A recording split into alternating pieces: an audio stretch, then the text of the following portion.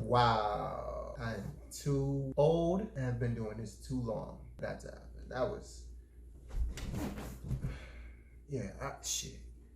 I have no idea what happened. Welcome back to another episode of Fine Wine 216. As always, if this is your first time here, really appreciate you, however it is that you found this video, but I appreciate all of my consistent supporters for real. Don't forget to like, comment, and subscribe, and don't forget to follow me on Instagram and TikTok at Fine Wine 216. All right, so y'all remember this dude?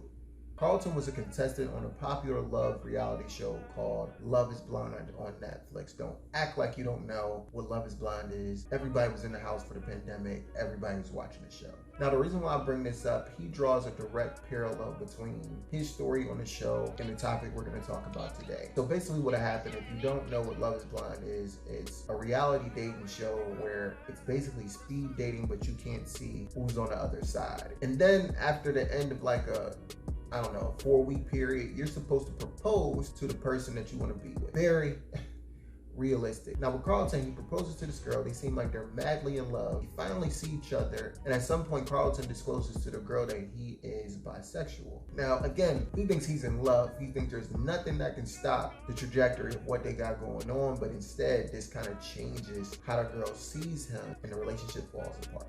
Fuck you, fucker.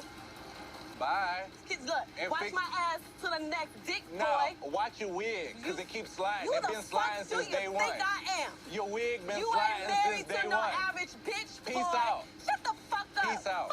Oh, you so fucking, You mad because And it honestly creates this paradox because on one hand, she had a right to know because she needs to make an educated decision about her life, but also on his end, I can see why he was nervous in telling her because exactly what he was afraid of happened. That being said, for this episode, I'm gonna do things a little bit differently.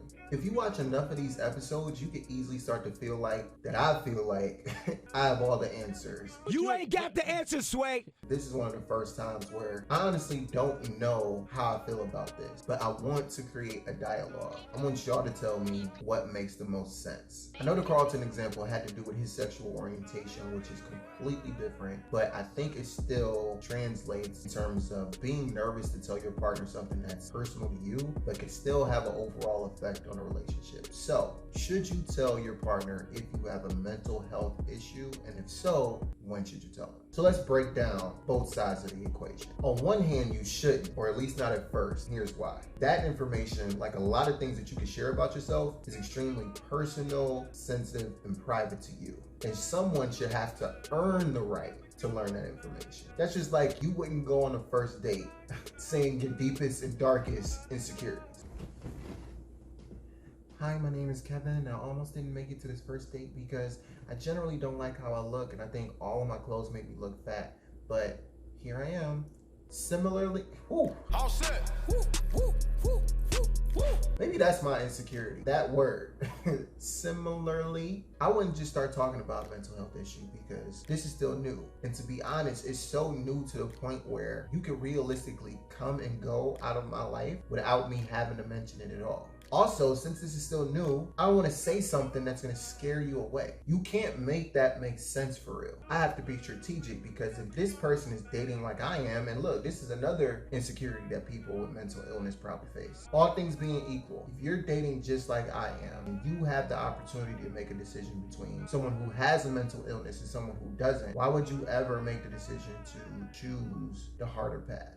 That's the same reason why in Insecure, Nathan didn't let Issa know that he was dealing with bipolar issues until the situation presented itself. Yeah, side note, I'm a big Insecure fan. Y'all just have to get used to these references in my videos. Issa Rae, wherever you are, whatever you're doing, one day we gonna work together, but I'm getting sidetracked. Now, the other side of the argument is not as strong in terms of the number of reasons why you should tell, but it's still compelling enough to highlight. If I'm dealing with you, you have a mental health issue that could affect me, I deserve to know so that I can make an informed decision. You can honestly argue that by not telling me, you're being selfish because if you were concerned about me as a human being, you would care more about me knowing something that could affect the rest of my life more than you would be worried about me leaving you. There's two people in the equation. Both individuals have to think about how the decisions they make today can affect them for the rest of their lives. But by not telling me that information, you are disabling me from making an informed decision. So y'all let me know, because I honestly see both sides. Y'all think I should tell your partner if you have a mental health issue? And if so, when should you tell them? Last thing I say, let's say you're going on the first date, and on the day of the first date, something bad enough happens in your life. You could have gotten into it with your best friend, you could have lost your job,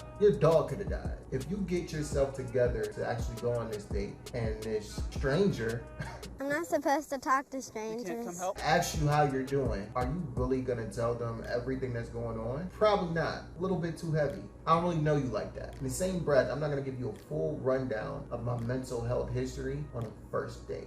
A little bit too personal, a little bit too heavy. I don't really know you like that, but y'all let me know, because I only got a dog in this race. What? I don't really have a dog in this fight. I ain't got no damn dogs. Y'all let me know. I'm out.